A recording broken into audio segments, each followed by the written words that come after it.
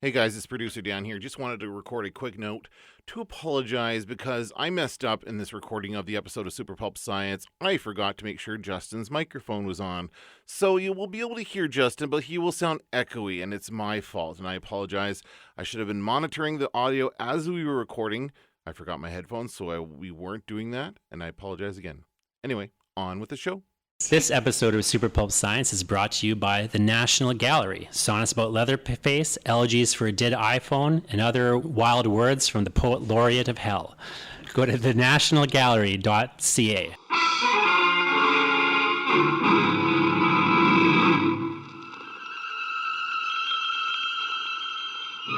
Attention, citizens. It's time for Super Pulp Science. This is Super Pulp Science, where we talk about how genre gets made. We're back with my long-suffering co-host, who is at full power at long last. He beat up Lyndon recently at boxing. Shout out to Lyndon.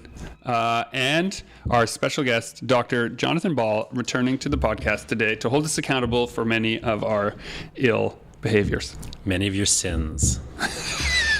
In horror, you always deserve to die, Greg. That's one of the core things I teach when I teach horror. When you teach horror? Even if it's horror? a bizarre idea, like sometimes, like in The Lawnmower Man by Stephen King, he doesn't cut his lawn, so he deserves to die. You always deserve it. You always deserve to die is the lesson of horror. Oh, this has gone in a really dark place, but I'm going to go with it. What is the most banal thing you've ever seen in a horror story that is the root cause of a person needing to die? That lawnmower Man, yeah. Lawnmower Man? He doesn't cut his grass, and therefore he deserves to die. But I need to reverse engineer this. Let me think of another horror movie. Do they always deserve it? I guess so. That's sort of the trope of horror, is you set up the rules. Like if you have sex out of wedlock in those early 80s ones, you're done for. Yeah, the logic of the story, they deserve it. Not necessarily in, like you're the not logic saying, of the story. Yeah. Okay, so this wasn't you ruining whatever alibi you had if I turn up in a dumpster somewhere, right? I want you to keep this recording, Dan, because this is proof if something bad happens. Do you think you ever deserve to be the victim of a horror movie, Justin? As long as it's a really cool monster design. It's the best way to go. Huh. Okay, so do you guys remember, I think it was Creep Show? Yeah. Oh, With the bugs come out of his mouth? No, I don't know, like the bug one. No, none of that. Thanks for the ride, lady. Thanks for the ride, lady. Thanks for the ride, lady. That was a great show, right? And then I realized it was a comedy later. Yeah, later it's supposed to be funny, but as a kid it also messed me up. But remember the raft. So, dear listener, if you don't know Creep Show, there's this raft in the middle of a lake, and some ne'er-do-well young people go swimming, and they swim out to the raft, and then this blob creature, it kind of looks like just an oil stain on the lake, the kind of thing you'd normally see on a lake with lots of boats on it, comes over underneath the raft and then slowly dissolves them all and eats them one by one. They can't leave the raft, even though the shore is only a short swim away. What did they do to deserve that? I didn't remember it well enough. In the logic of the story. At the end. They ignored the sun. That's right. At the end, they pan back to where their car is parked, and there's a big sign that says, "No swimming." There you go. Stephen King loves to punch. Right. It wasn't... So is that an extended metaphor? Like nature is to blame, right? Like nature just grew over it? As a kid, I always thought like the sludge was some kind of like nuclear waste or some kind of... It looks like pollution. I think it's got stuff floating in it. So it seemed like humanity made this thing. It wasn't like a naturally occurring monster. What's your favorite horror, like monster design? Tremors. Yeah, that was... Yeah. The graboids. Yeah, closely, like Xenomorph and the Queen Ale. Like that. Yeah, amazing. Tremors immediately pops into my head. Tremors is, yeah. Although later Tremors, where they're like running around on those two little lakes. Sure. Watch Tremors 1. Dan is shaking his head in disdain right now from inside the booth. Same with, I was going to bring that up, Lawnmower Man 2. Mm-hmm. Like 2 sequels to that film. Yes. But the original, I'm talking about the short story. In the short story, there's no VR, nothing. Oh. It's just this guy's like too lazy to cut his lawn. He like the kid he normally gets to cut the lawn and like moved on. So he opens a phone book and he sees like, guy will cut your lawn. He hires them. So in the suburbs, like, so now he's broken all the laws of the suburbs, right? Like he's not caring for his lawn. He's not picking up the beer he spilled on the ground. Like he's just, this lazy schmuck, but he's somehow in the suburbs where he doesn't belong, where like, the good capitalist Americans end up in the suburbs, not this lazy schlub who won't even cut his grass.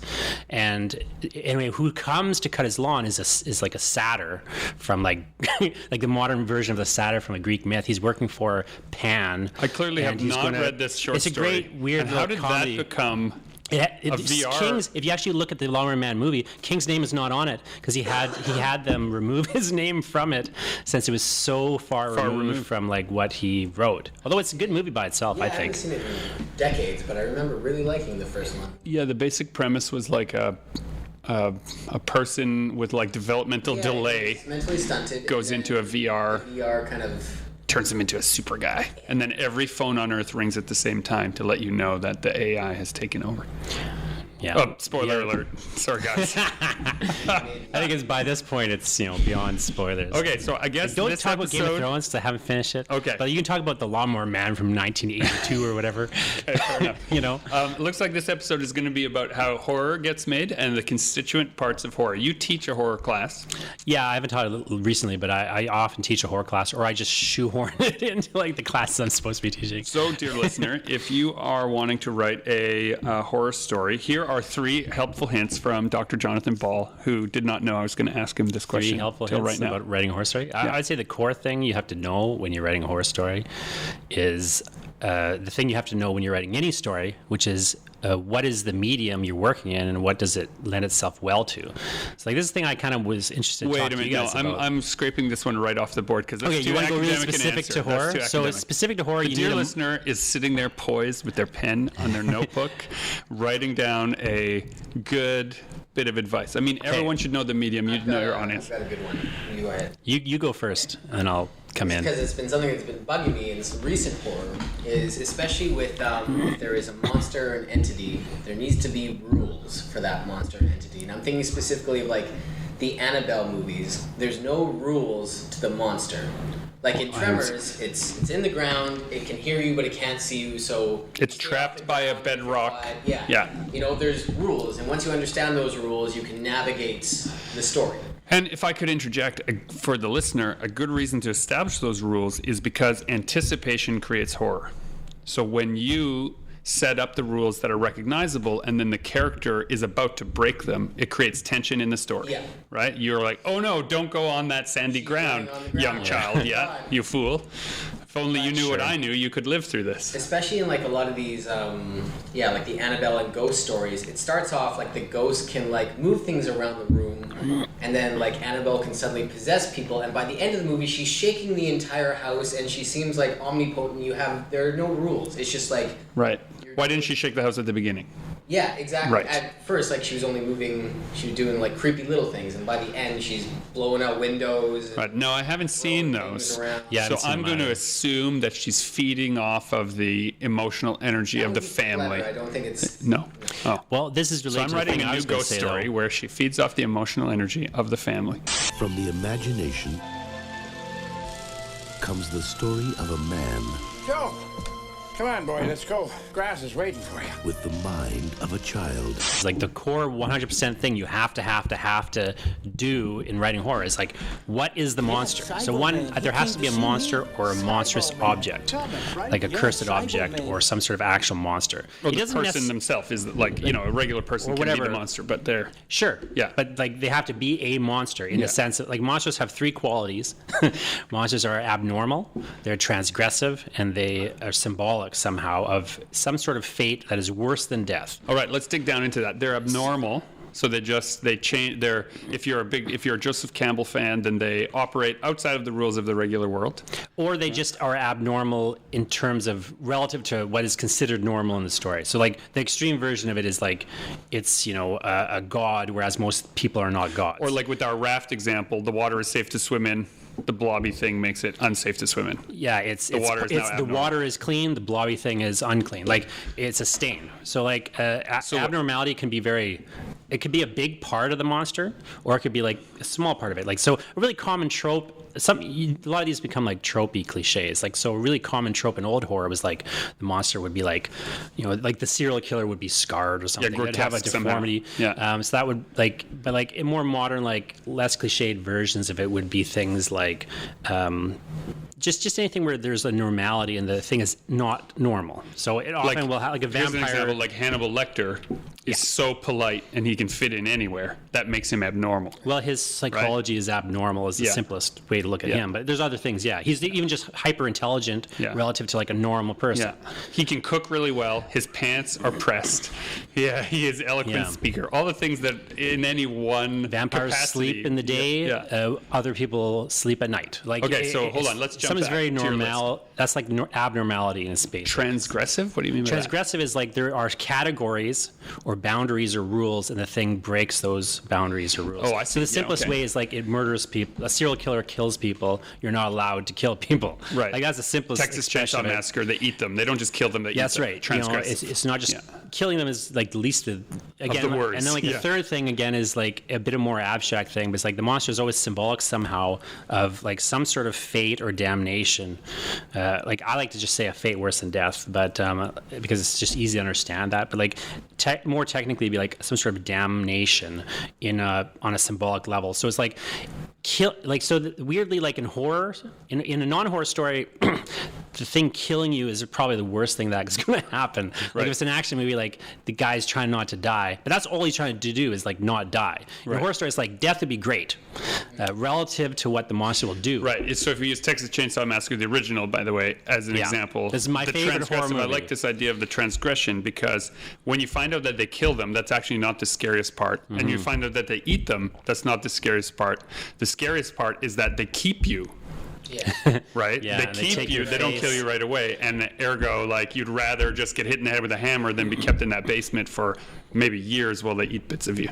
Right? Yeah, and even the eating you is to some degree transgressive in the sense that like people don't want to be eaten. People like to think of themselves as different. The thing with Texas Chainsaw Massacre is like people want to think of themselves as not animals. Right. But the Leatherface doesn't see you as different from a cow. Right. And so that's a transgressive. I mean, he's right. On a certain level. People are animals, but like. We have this conceptual difference we try to maintain, which is, And the town's not keeping you safe from him.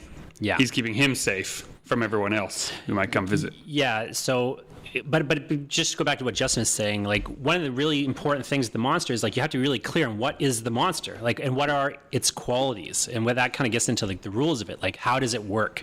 Even if you don't relay all that information, you need to like understand it and be very clear on it. And I think you need to be clear as a writer also, like what is my monster? What does it mean?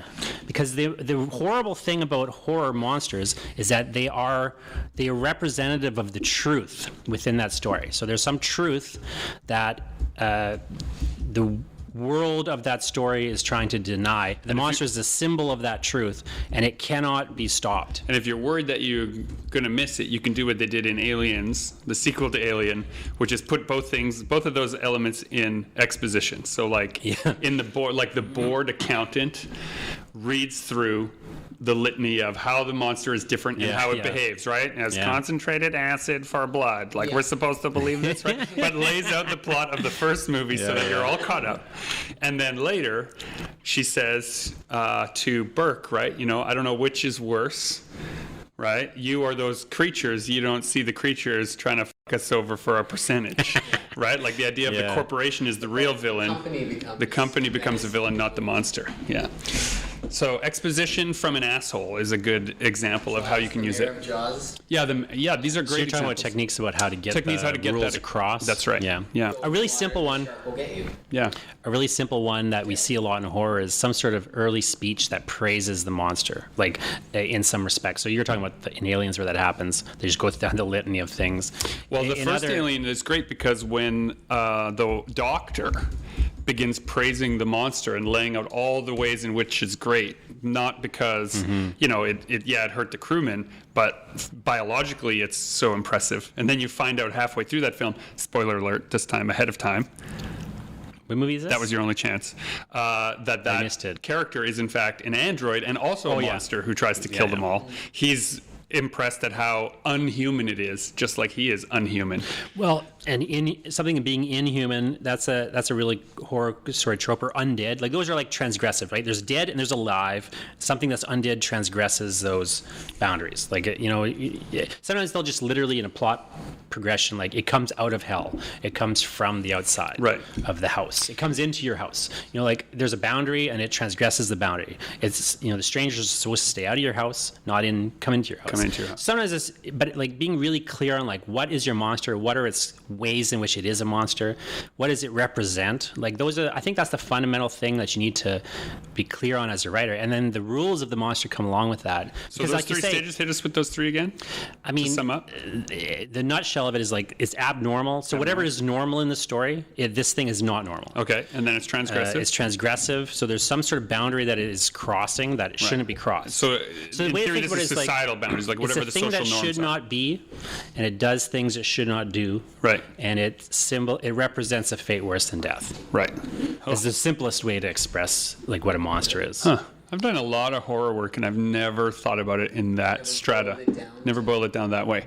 I tend to think of horror as what is, you make a character who is likable, or that you would like to be, and then imagine the worst things that could happen to them as a result of the parts that you like about them. How do you strip those things away? And can you change them as a result? Can you change that character's central concept by altering or putting at risk the things they like? That's the plot progression, right? Like, so you have some monster that represents, like, the other thing with the horror monsters, like, as abnormal and transgressive and, horrible as it is the truth. This is what the world is. The world has vampires in it.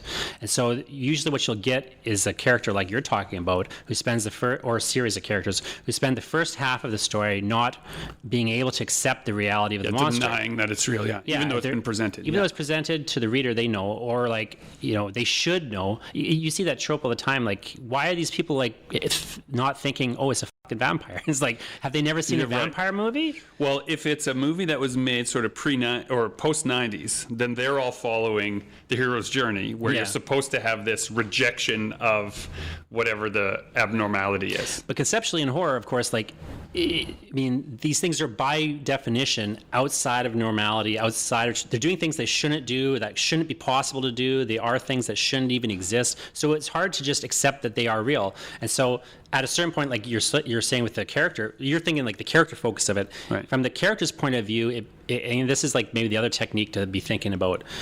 From the character's point of view, you have to really figure out like what is the thing that they could not accept. Again, to accept the monster's existence is in some ways worse than death. So then go ahead. An example of this, like what we're talking about right now, I think, is the newer Chainsaw Massacre that came out with Jessica Biel. Oh yeah. At the beginning of the movie, they pick up a girl who's gone through something. We're so old that you think that's the newer one. Sorry? We're so old, you think that's the newer one. Yeah, there's been like 4 since then, I think. Yeah. None of them good though. No. But they pick up this girl on the road who's covered in blood and almost comatose and has been through something traumatic, and you have no idea what's happened. Yeah.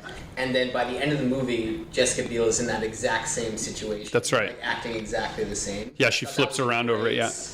Yeah. What I remember the most about the Jessica Biel one is that she is at a certain point makes a decision that is not made in those movies, which is to return and fight and get revenge of her own. She ends up turning it on, chops the guy's arm, like, spoiler alert. Well, this is our spoiler That's podcast. a trope in horror, too, that the victim becomes a monster. But it's only a recent trope. It used to be that people showed up for, like if you look at the early Suspiria, right? Yeah. Like people show up to see it happen to other people. And then Suspiria was one of these ones that was considered in a watershed moment in the horror genres where the main character doesn't take it anymore and goes and does something about it, right? Sort of tries to fight back a little bit. And a female character at that. Usually you had the final girl who just, Have you ever seen Triangle? No. Time travel movie. Like it already? Yeah. I'm gonna get right into spoilers. It's like a... But I haven't I've seen never it. even heard of Triangle. It's okay if we spoil it for them, It's like Justin. 15 years old, Don't spoil it for Greg. Oh no. Fuck your ears, Greg. Okay. A great time travel movie. Woman is on a boat. She gets kind of lost at sea. There's a murderer on the boat. Turns out it's a time loop, and basically she goes through several iterations of it, and every time she gets a little darker, a little like more evil, and by the end you find out all the people on the boats are different versions of her, and she's been killing herself off trying to like escape the madness, and the monster is her at the end. That's interesting. Well, it's always been her.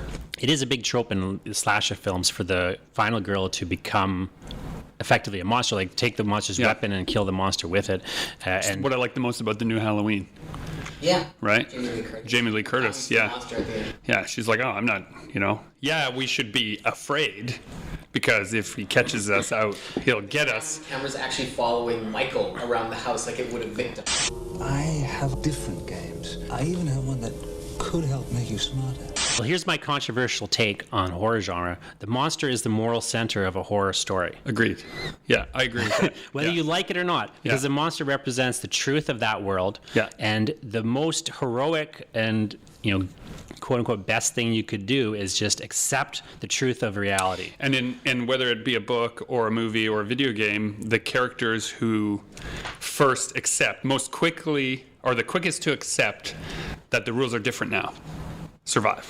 Because they were actually like that all along. It's just that nobody would acknowledge it. And like, although monsters, of course, can represent horrible things and be reprehensible. Monsters are always often morally reprehensible. But like in the story's world, like they're often the moral center in a certain weird way. Like the right thing to do is accept that this is what the world is and to play by those rules.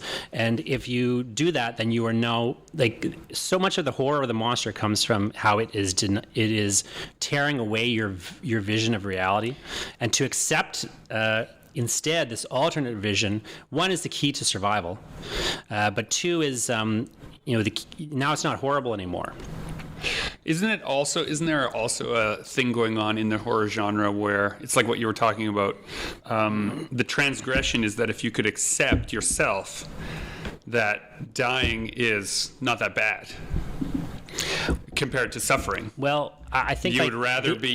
It's like you get placed in this position where would you rather be an early victim that got surprised, just like the audience got surprised, but now they're dead and they're not suffering, or would you rather be a later victim that been through all of that and then dies? Which of the two would you rather be? I think the weird lesson is you should in that scenario, like you should accept that you should accept suffering.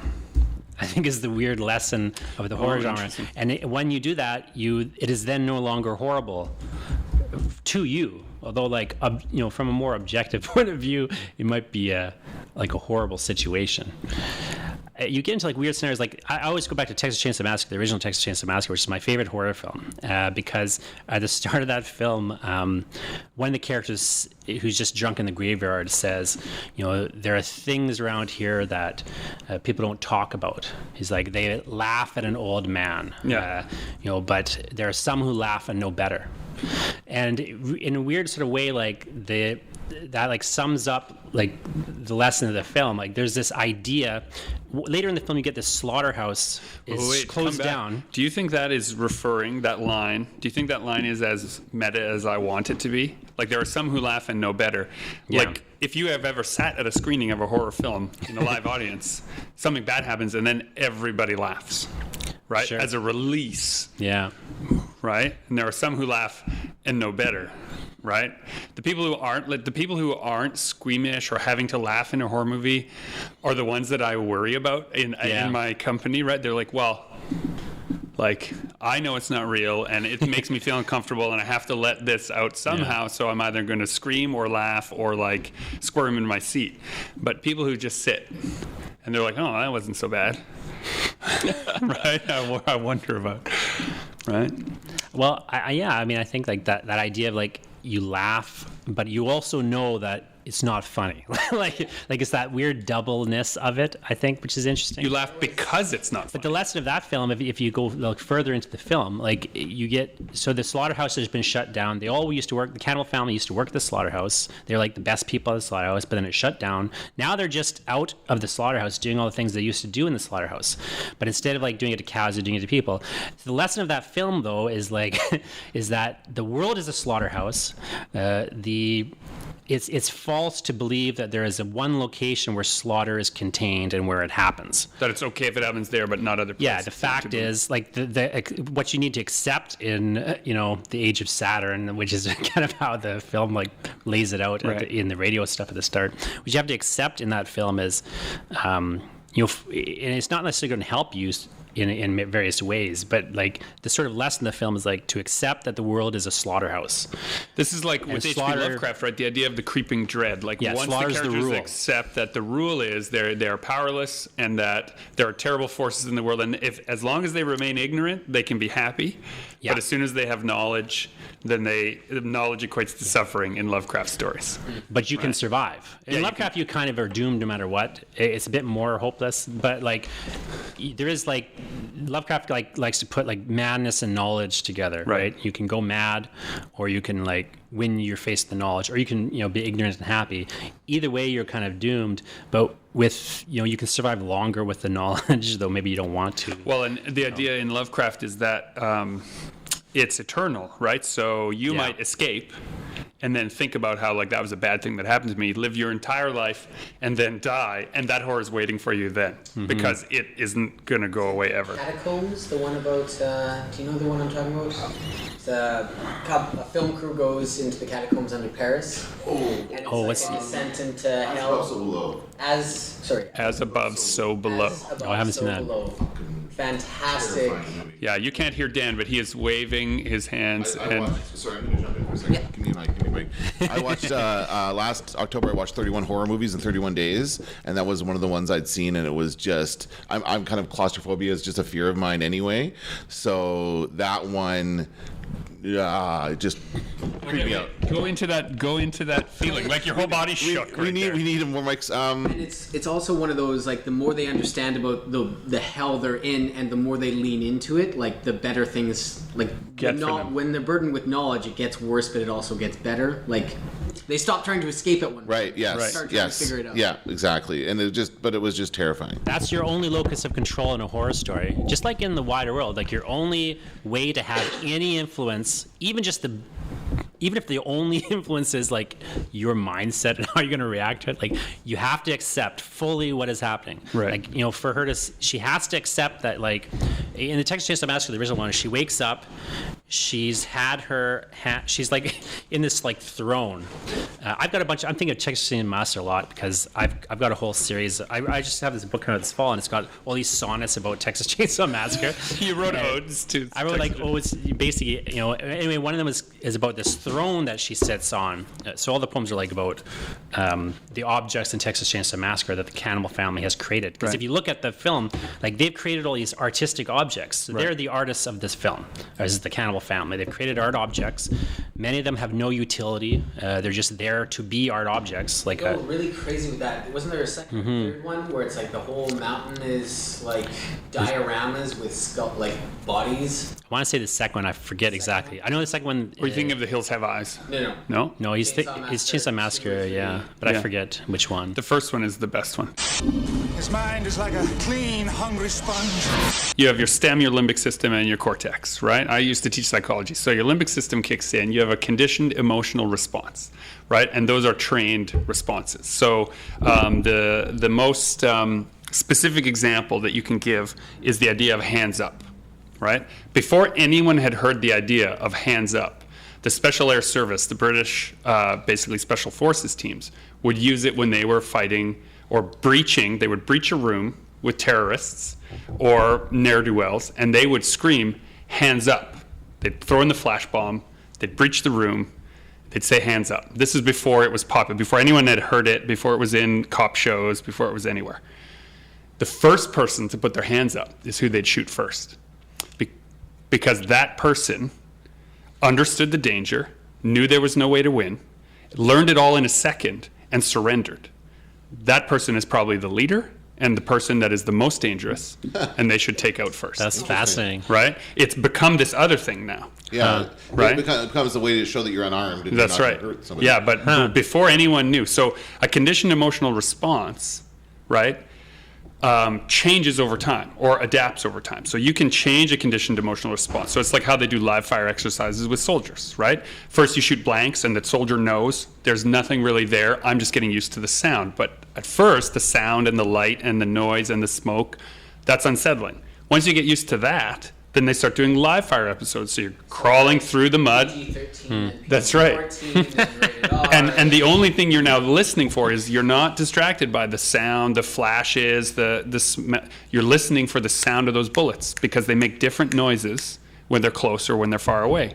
And once they get used to that, then they know when to stand up and when not to stand up in live fire. Right. So this is like, so when you compare that to a horror movie now, right, when you're talking about this, if we take 10,000 years of human evolution, right, the last infinitesimal bit we've been living in cities watching horror movies, right? Scared of something in the woods anymore. That's right. You don't have that. So there is a part of your brain that is reactionary, that does need that practice that we don't get.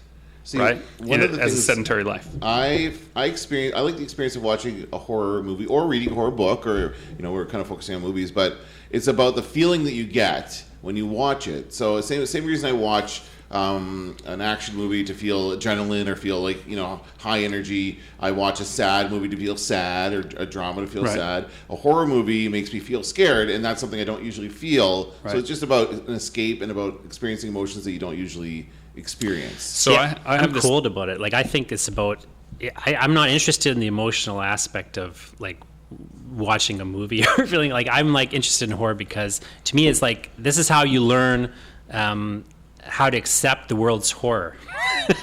Like, do you know what I mean? Like, it's like they're training you to like accept, the truth of the universe.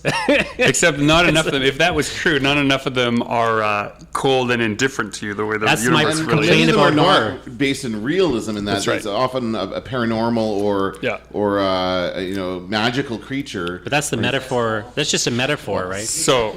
Yeah, my unpopular take on horror is that horror and romance movies occupy the same kind of place in society, in that because people don't do anything really with their lives, they don't take any real risks, and I mean like real risks at all. Yeah, the risk that are going on in the meet cute of a romance movie is as unlikely something they would be willing to try or do, or a situation they'd be willing to be in, as, right, there's a murderer in the attic with a knife, right? People just need that thrill of the thing they imagine is out there, but they themselves could never do, right? They don't take the risks. And so this is why romance movies are super popular. And romance movies and horror movies are both in the constellation of filmmaking, really inexpensive to make, and you can make a ton of money from them, because people don't need stars in them. They need the setup. If the setup is strong, you don't need stars in a romance movie or in a horror movie. You just need the premise. People respond to the premise. Romance, you kind of need lately more, but lately, no. yeah. That's why I like horror. Also, I think like I'm really interested in experimental like artworks, and I think horror is one of the most interesting genres because since the audience will accept no star, I mean they'll like it, but they don't need a star. Your budget is more flexible. You can have a smaller budget. You can take more risks, formally speaking, in horror and the audience will accept extreme material. So you can take content risks. Like there's all sorts of ways you can risk more in horror stories. Well, there's that really great horror movie, problematic at best from a cultural appropriation standpoint, but the movie Bone Tomahawk. I haven't seen that. Right? No. So Kurt Russell is a big star. Right, and he is the keystone of that film, and there's a lot of other stars in it. Who's the guy from Lost? That guy's in it too. Yeah. He's not as big as he used to be. Anyway, the point is, a lot of names you would recognize, but Kurt Russell is going to make it to the end because he's the star of the film. Right? Either the big star dies in the first act or makes it all the way to the end. But it's like what we're talking about. Bone Tomahawk is one of those films where the character, because he has to survive to the end, because he's the big star, has to suffer the most of them all. Yeah. I feel like he went from the set of The Hateful Eight to Bone Tomahawk. Yeah. He did that like the same breath. Mm-hmm. Like, I think he's got the same mustache and everything. Sweet stash. Yeah. I don't think that idea of the star dying in the first 5 minutes of the movie didn't exist until Scream. Psycho, Well, 45 minutes right. Psycho did it into first. it. What was the shark movie they did that with? Deep Blue Sea. Yeah, Samuel L. Jackson. We are gonna live. That was a great movie. No, you're right, though. Psycho did it first. Psycho really was the broke first, that mold. You took 45 minutes to in the star. That was, keep in mind, Perkins was not, really a star at that time. And Janet Leigh was the star. You invest a whole plot. It's like you're following her, and then she's dead. And not even the camera knows what to do now. Like it just floats around the room. It trips off for a while in that scene. Yeah, it looks at the money, which is like, what's good is this money now? It has no plot significance anymore. And Perkins, when he comes in, just throws it in the river. Doesn't even know it's there. Right. That's the great part about that movie is that, and just kind of I try to imagine being in the audience when that film first came out, because it starts off like a typical kind of film noir, like murder mystery. They've stolen the money, they're going to run off together and all this other stuff, and then all of a sudden, boom, it just changes in a second and it's a completely different film. And he sets up all these red herrings too. Like if you actually watch it and just ignore the fact that you now know Hopkins. Everyone knows how it ends, yeah. But like if you ignore that, like again from the original audience's point of view, like you can see Hitchcock is setting up all these different red herrings. Like here's a cop that's following her. Maybe he's going to be the psycho. Maybe she's the psycho. Maybe this other person's the psycho. I don't even know if the word psycho was that popular at the time. I don't think so, but I'm not sure. What's interesting isn't that based on the same book that Robert was Bloch, about Ed Gein? Yeah. Gein? Well, it was inspired by Gein. But so was Texas Chainsaw Massacre. Yeah, I mean, they say in a vague sense. So, True. But it is these two like classic horror films are based on real life, right? Is that the scariest kind of horror movie for you? No, to me, it's cosmic horror is the scariest. Okay. Cosmic horror. Yeah. Give us an example. Like the sun will explode and engulf us all, no matter what we do. Or like the Lovecraftian, the gods are evil. Like to me, that's like the most interesting story. Cabin in the Woods. I love very that, good. Man. Yeah. I wanted to like how Psycho.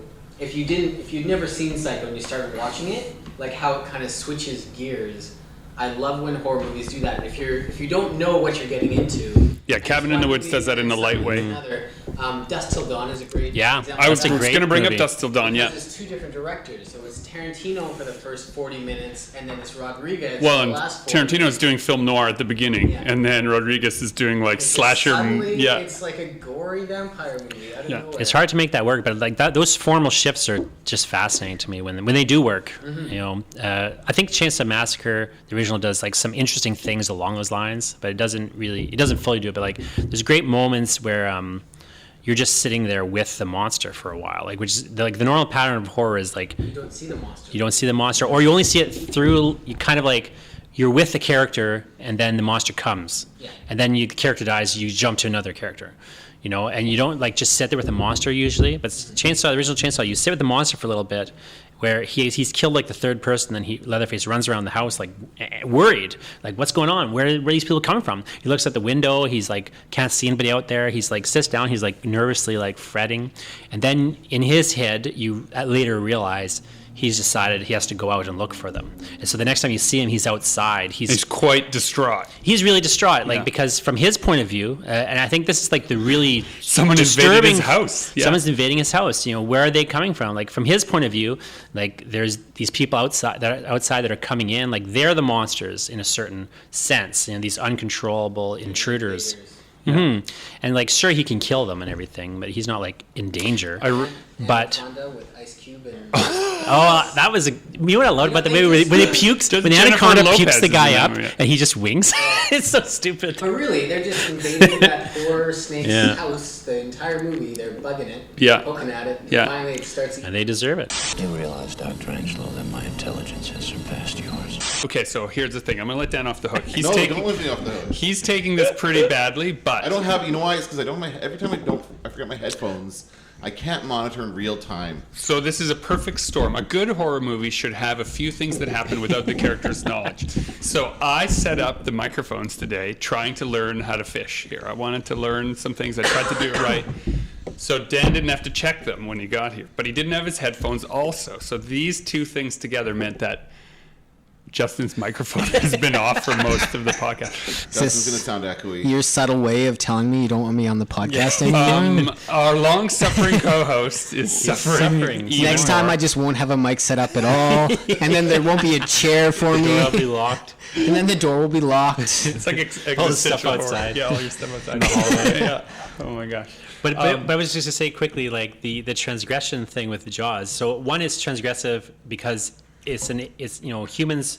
It's an apex predator, the shark now. Right. When humans are want to think of themselves as the apex predator, it's it's eating humans. So that predation on the humans is a transgressive act. But then when you move into the fate worse than death idea, like with the damnation, the symbolic version, the reason that's a monster is so horrible, because things can be abnormal and transgressive without being monsters. Right. You need that extra thing where, the fact that it is predating humans means that humans have lost their position that they thought they held as an apex predator. Humans are actually at the victim of this universe, which they don't want to think they are. So that is worse than dying. And there's all those great scenes where everyone's just having a great time in the water, not realizing that death awaits them. Yeah, so worse than being eaten by the shark and being murdered is that the your whole fact that you worldview could be eaten by a shark. Does that make sense? Yeah. That's the weird philosophy of But horror. also on the same level, the idea of one of the victims of the shark is a child. Yeah. And so the idea of a child dying, like you have the mother, that child who slaps the sheriff or whatever, Yeah. and that whole idea of that's a fate worse than death to me as a father for sure. The idea of my child dying before me is a horrifying idea. You're right. So there's that as well. But the thing is, I mean, it's just a scary shark. It's Yeah. terrifying, and I don't know. Everybody who saw that film as a child, yeah. was terrified. I was terrified to go in a swimming pool. Entire generation That's the of big people first scared of the water blockbuster. now. Yeah. And I mean, anybody who is interested in genre has heard this. So, dear listener, forgive me, but the notion, of course, is that the shark was terrible. It looked awful on camera, and so it did look awful on camera. They edited out if you see any of the removed footage, like the stuff they edited out. It's awful. It's so obviously a mechanical shark. And so Spielberg made this decision to only show these little glimpses. They got the studio to pay for this giant mechanical shark, and then the studio is upset because it's not really in the film. But they made a choice that it will be scarier if you don't see it most of the time. It's true. And instead the music and the point of view, the POV. Well, still, that part where it jumps up on the boat and eats up what's his face? That was scary, and it was like bloody and gory and terrifying. That whole scene, I totally bought that was a real shark. Yeah. So is that Gonna why need a bigger there boat. is like the trend, like the paradigm of you only see glimpses of the monster, and then at the end there's a full reveal, but it's usually very like short, and it's right when the monster gets killed. So- is that because it's not functional enough to be around the whole movie? So I think there's a few forces at play there. Number one, suspense. It's is good scarier, storytelling, right? It's yeah. good storytelling. You don't reveal the monster till the third act, I think is the rule. And the big one though, if you're making a studio picture, right, it's cheaper, Yeah. right? Because you don't need sustained visual effects for the entire film. That's where a lot of studio films have really faltered, is they overuse, as these effects have become cheaper and cheaper. They just use them more, and it's like, well, now they're not special and interesting. Remember when Jurassic Park came out and it was like these dinosaurs look real, and it was like that was a selling point of the film. Yeah. And we had these, but even so, the most terrifying part of that film is like the little water glass going boom, Right. boom, right? No, Like, that was the actual suspense generating moment that people remember. Yeah, that's and like true. how the monster looks now you forgettable. got 100 stupid little things. Well, and what was the film? Guillermo del Toro's Crimson Peak, right? One of the criticisms from the horror sector was that all the scary parts with the ghosts they showed in the trailer, and Guillermo's kind of point of view, or Mr. Del Toro, I guess, because we're not pals. Yeah, we're not pals.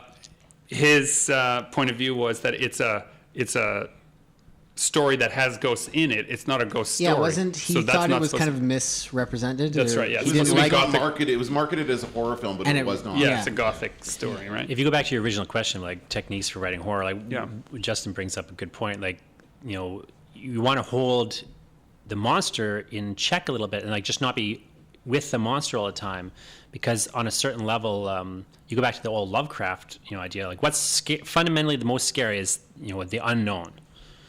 And so the more you know about the monster, the less scary it is. Like that's just a basic rule. Okay, so I'll see. That's you why that we don't point. want to know Hannibal Lecter's backstory. I'll see you at that point, but I'll raise you a No Country for Old Men.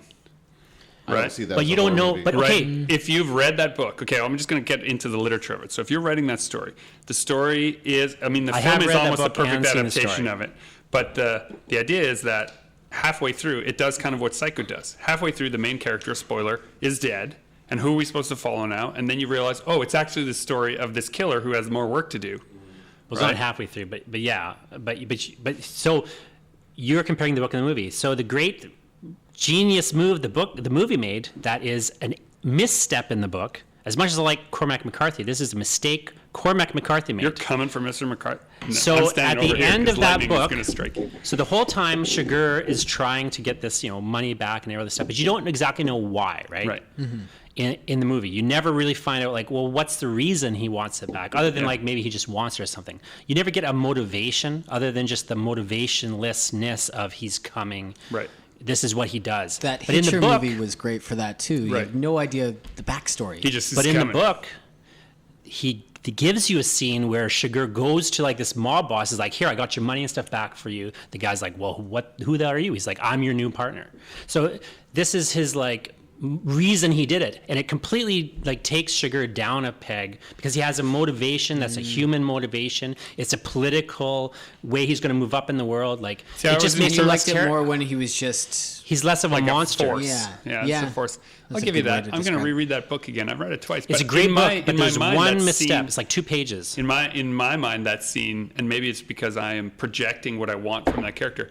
The door closes and we don't see what happens. No, you have a in my conversation. Mind, Sugar, yeah, I know, but Sugar takes him out.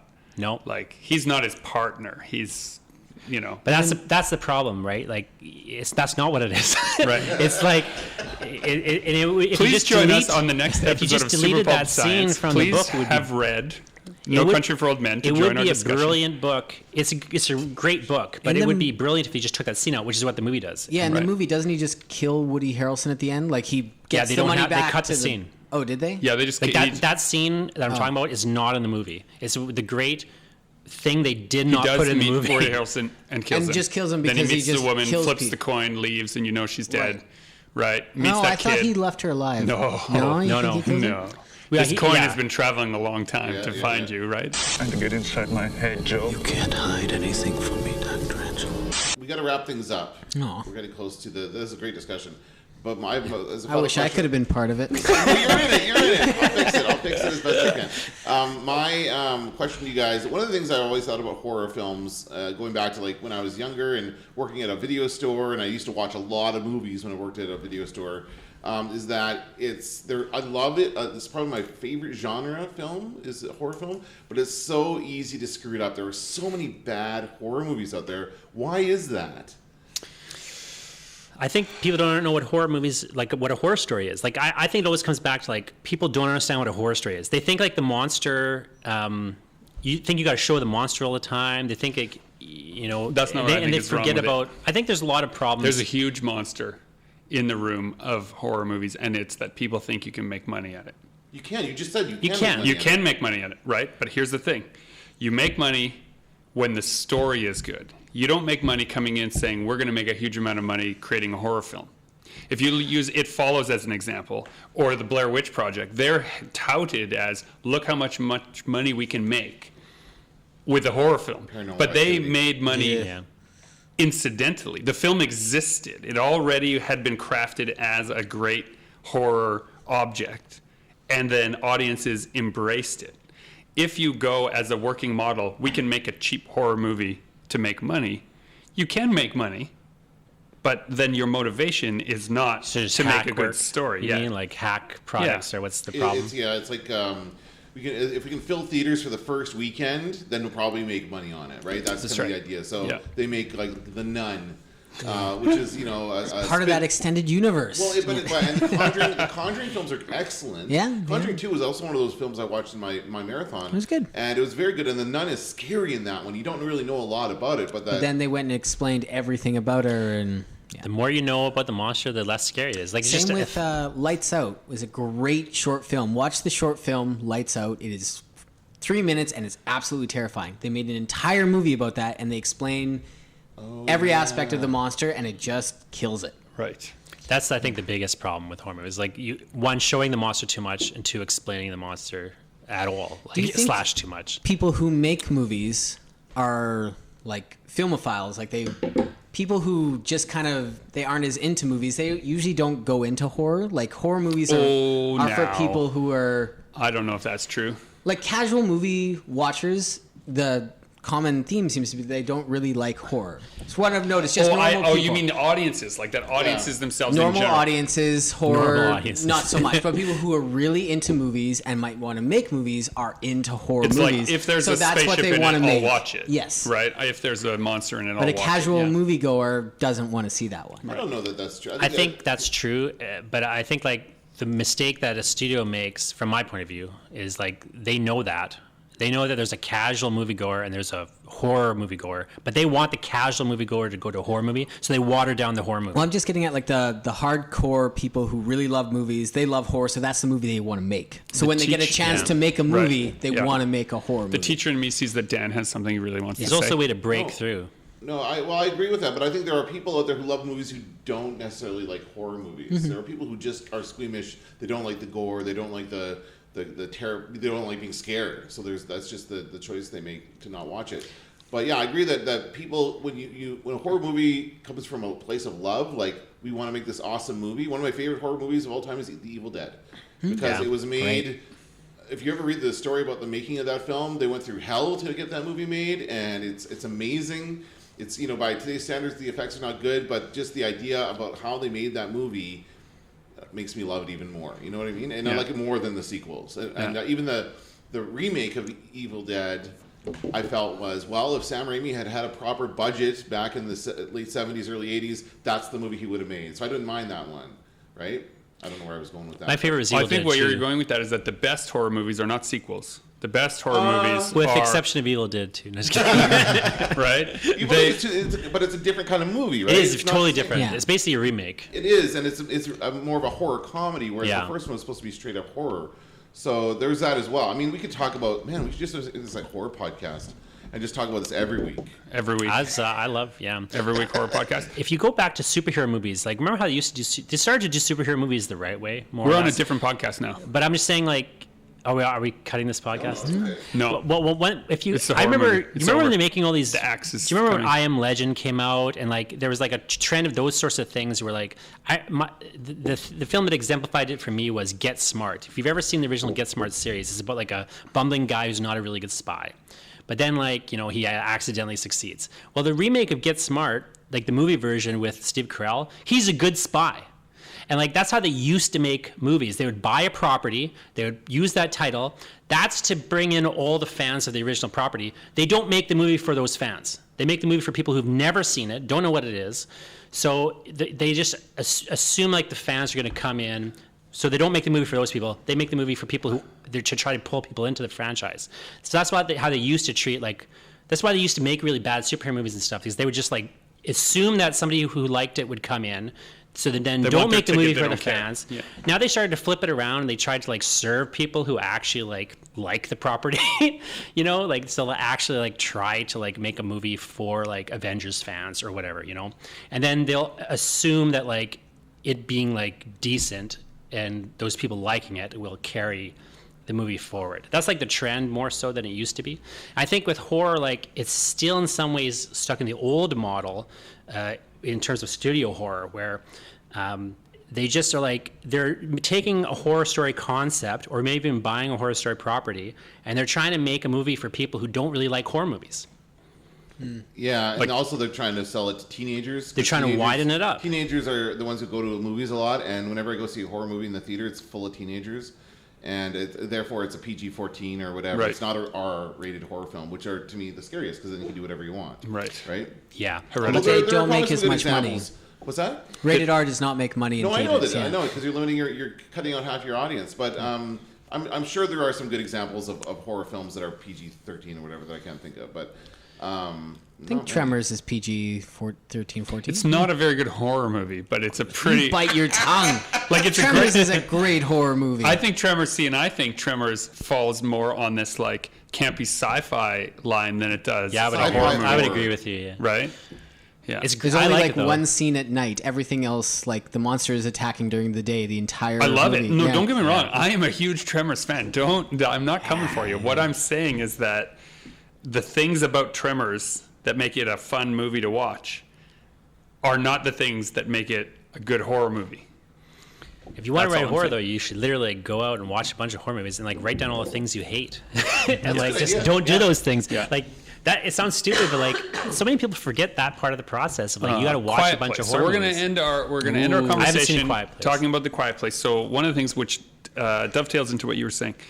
The director, whose name you know, and I have forgotten. Jim from The Office. Jim from The Office. What's his real name? He has a real name. He doesn't have a real name. That's Jim from The Office. It's like Krasinski. He does. John Krasinski. John Krasinski. Yeah. Thank you. Mr. Krasinski made a film, and when they were researching it, he doesn't watch horror movies. I listened to a interview with him. He said, like, I don't watch a lot of horror. I didn't know really too much about it, so I watched 15, 20 horror movies, and I wrote down all the times when I was scared and what led up to me being scared. What elements were used to make me feel this emotion. And then I took that list, right, sat on it for a while, and then just went with those beats, those emotional beats, into the script of The Quiet Place and said, how do we set up these emotional feelings in me? That's right. He rewrote that. That was his procedure to rewrite the script? That's right. Because they bought a script. Yeah. They bought a script, right? So rewriting the script so that it scared him. And I think for the dear listener who's saying, like, what is the point of all this rambling about horror? If you're trying to write a good horror story and it doesn't unsettle you while you're writing it, maybe you're missing something. That's why Stephen King's best book is Pet Sematary, because although my favorite is The Dark Half, but he almost stopped writing that book because it was so disturbing to him. I love The Dark Half novel. Yeah, it's my favorite. Yeah, it's very good. But the movie is not very good. No, unfortunately. Although it's Romero, you'd think it would be better. Yeah, but yeah. Anyway. This has been Super Pulp Science, where we tried to cut out Justin from the podcast. And we're encouraging but failed. you I'm going to take this podcast over from Justin. Join the fight and make comics.